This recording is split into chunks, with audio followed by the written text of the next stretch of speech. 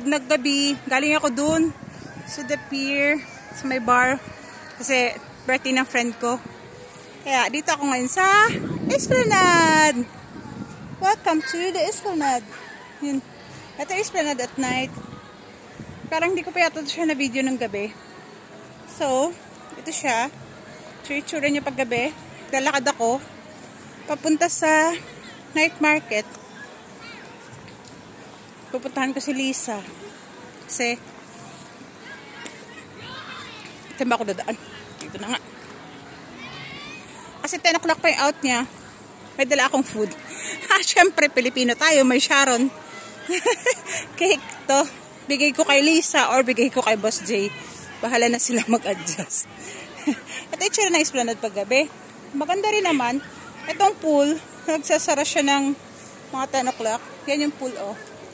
Yan. Sasara siya ng 10. Tapos, pwede tayo lumabas dito. Punta tayo dito. Maligo ka, mag-night swimming ka. Gusto mo yun, di ba? Tapos, mag-beer tayo dito. Kasi bawal, actually. Bawal uminom. Pwede ka mag-barbecue dyan. Then, na-video ko na to dati. Pero araw. Ngayon, gabi siya. Yan. Ganito yung tsura niya pag gabi.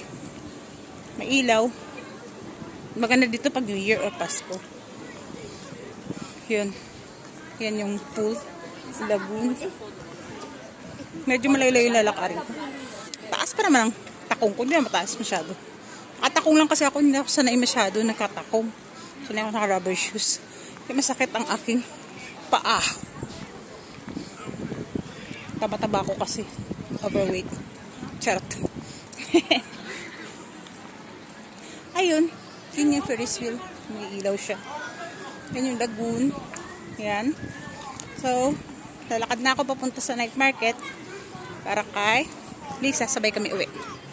Yan lang. Love you, babe. Bye-bye.